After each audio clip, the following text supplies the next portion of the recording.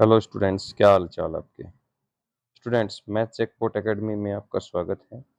आज हम क्लास 10 से महत्वपूर्ण क्वेश्चन को पढ़ने वाले हैं जो एग्जाम पॉइंट ऑफ व्यू से काफ़ी इम्पोर्टेंट है। देखो, उनमें कुछ थ्योरम्स हैं। सबसे पहले हम थेल्स थ्योरम यानी कि बीपीटी के बारे में स्टडी करेंगे और उसको साथ में ही प्रूफ करेंगे। तो थेल्स थ्योरम का जो स्टेटमेंट्स है हमारा, वो स्टेटमेंट्स पहले मैं लिखने जा रहा हूँ। उसे ध्यान से सभी भैया सुनेंगे और उसके बाद उसका प्रूफ देखेंगे। उसका प्रूफ काफ़ी इम्पोर्टेंट है, काफ़ी इम्पोर्टेंट। देखिए, इसका जो स्टेटमेंट है थेल्स थ्योरम का, इसको थेल्स थ्योरम बोलते हैं। Thales theorem, Thales theorem. और इसको हम बोलते हैं बीपीटी, बीपीटी। प्यारे विद्यार्थियों, इसका स्टेटमेंट है align segment, align segment, segment drawn parallel to, drawn parallel to any side, any side of a triangle, of a triangle intersects to other sides, to other sides in equal ratio, equal ratio. ये statement है हमारी Thales theorem का BPT. ठीक है, अब ये दो तरीके से पूछा जा सकता है, write Thales theorems and prove it.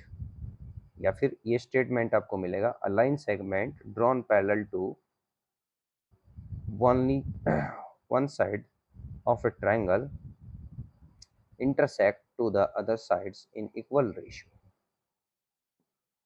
दोबारा फिर सुन लीजिए, a line segment drawn parallel to any side of a triangle intersect to other sides in equal ratio। तो स्टूडेंट्स, अब इसका हम प्रूफ करते हैं। उसने कहा है हमारे पास एक ट्राइंगल है, ये हमारा ट्राइंगल, ठीक है, ये ट्राइंगल हो गया। इस ट्राइंगल का नाम रख लीजिए आप A B C, A B C, A B C. अब इसमें क्या किया हमने, एक टेंजेंट, हमने एक लाइन सेगमेंट है हमारा और उसको ड्रॉ कर दिया। और लाइन सेगमेंट यहाँ से डी से और ई तक लाइन सेगमेंट है, वैसे आगे तक लाइन है क्योंकि दोनों साइड एरो लगा रखा मैंने। तो ये पॉइंट डी और ये पॉइंट ई पे इंटरसेक्ट करते हैं।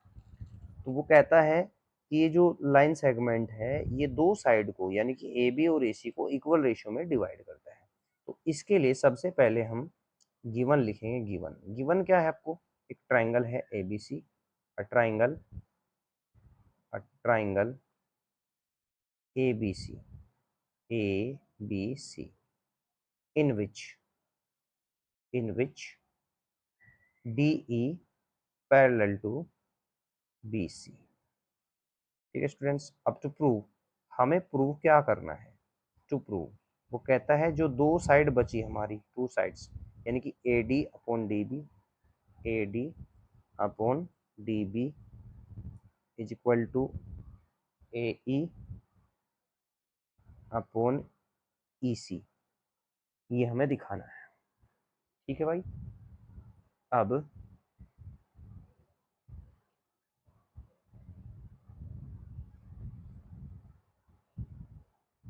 क्या है, दिखा लग रहा है सारा, दिखना मुझे, मुझे नहीं दिख रहा।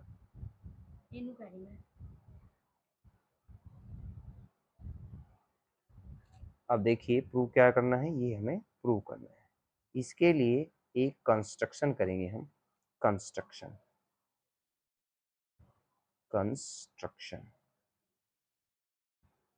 कंस्ट्रक्शन क्या है, एक परपेंडिकुलर को ड्रॉ करेंगे डी से AC पर, लेट से दिस परपेंडिकुलर इज DM, और एक E से ड्रॉ करेंगे परपेंडिकुलर, इसको बोलेंगे EN। ठीक है, दो परपेंडिकुलर हमने ड्रॉ कर लिए। ठीक है, यहाँ से D को C से ज्वाइन करा देंगे, डॉटेड लाइन बनाएंगे, और B को E से ज्वाइन करा देंगे। ठीक है, ये हमारी कंस्ट्रक्शन होगी। तो ड्रॉ, आप लिखेंगे draw DM perpendicular AC and EN perpendicular AB। ठीक है, ये हमारी कंस्ट्रक्शन हो गई। इसके बाद में अब हम प्रूफ लेंगे, इसका प्रूफ देंगे।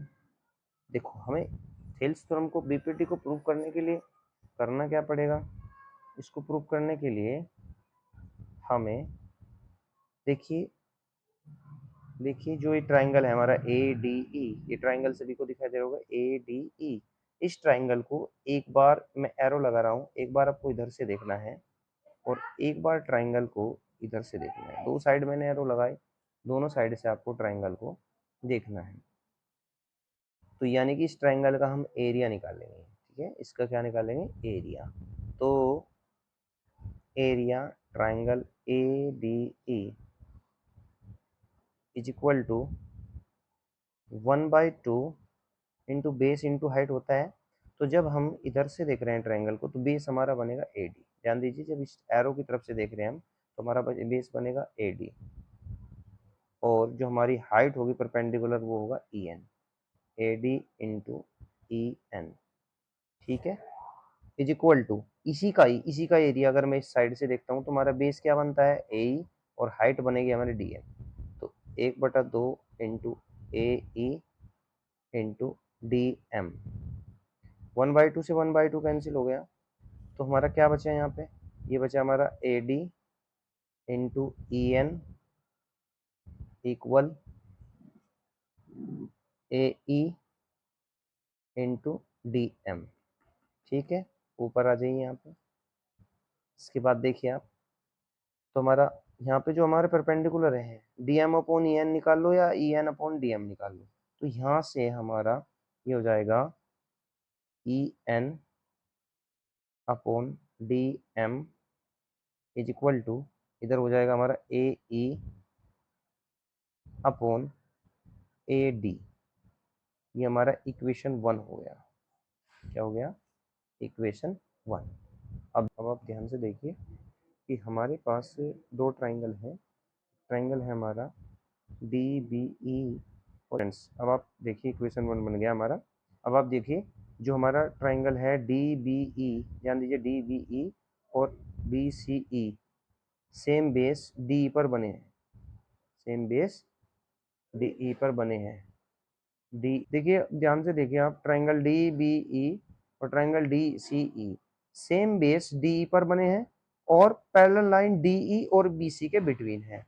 जब दो ट्राइंगल सेम बेस पर होते हैं और दो पैरेलल लाइन के बिटवीन होते हैं, तो उनके एरिया इक्वल होते हैं। तो इसका मतलब है ट्राइंगल DBE का जो एरिया है वो इक्वल होगा ट्राइंगल BEC के। तो आप लिखोगे since area triangle DBE, triangle DBE, ठीक है, equal area triangle BEC, BEC।